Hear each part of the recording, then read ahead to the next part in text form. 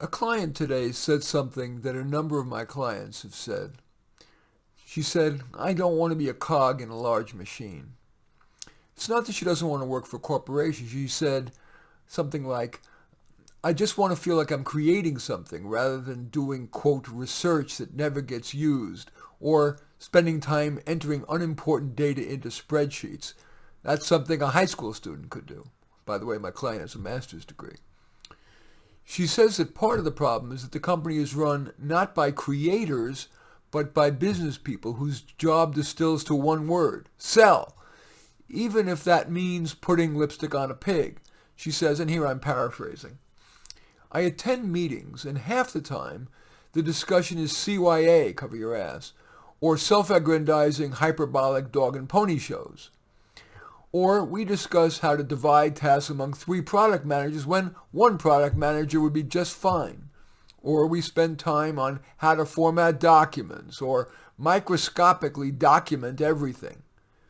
Engineers create. Business people spin sell. I want to go back to being an engineer. And again, this is a paraphrase of what she said. I didn't remember exact words, but it was like that with probably a little less edge than that. Anyway, here are some, excuse me. Here are some ways that a person might find work meaningful, even if they're a mere cog. Excuse me a sec. Okay. First, speak up. Deep down, no one likes turgidity. To look at their schedule to see meeting after meeting, many of which are like those I just described. Should you offer an idea for streamlining all that? Should you be tactful, or, if you feel it's worth the risk, be direct and therefore more memorable in a work world in which the norm is couching larded blandness? Or should you ask for a special project, something you can own, care about, and that could even boost your career? For example, in that the text version of this is going to be in Psychology Today, here are 3 psychologically oriented ideas.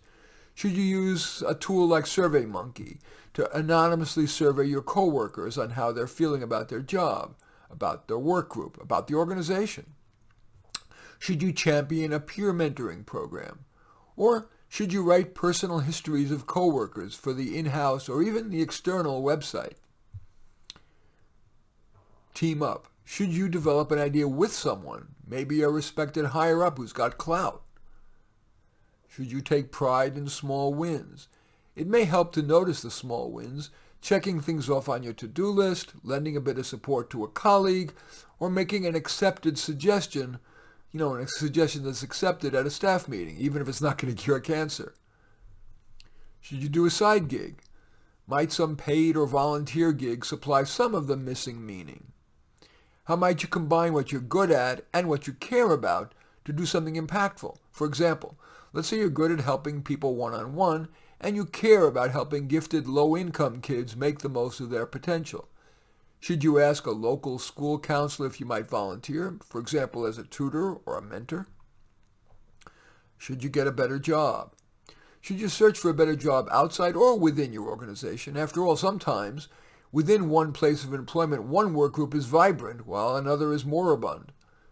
Key to your next job being better is to be assertive in your application and in your interviews. Propose a meaningful idea or 2, and the right employer will be impressed. The wrong employer will deem you unwilling to be a cog, and that's good. You'll screen out the wrong kind of employers. My client is speaking up more at work, but she isn't overly optimistic that it'll do much good. So she's quietly putting out feelers. She's saying, I'm looking for an engineering job where I'm making a machine, not just being a cog in one. In any event, I do thank you for watching. I'm Marty Nemko. I welcome your thumbs up and accept your thumbs down. I always look forward to your comments, and especially like it if you hit the share button below. Share on your social media so that my efforts can have broader impact. And I am flattered if you choose to subscribe to my channel. In any event, I do thank you for watching. I am Marty Nemko.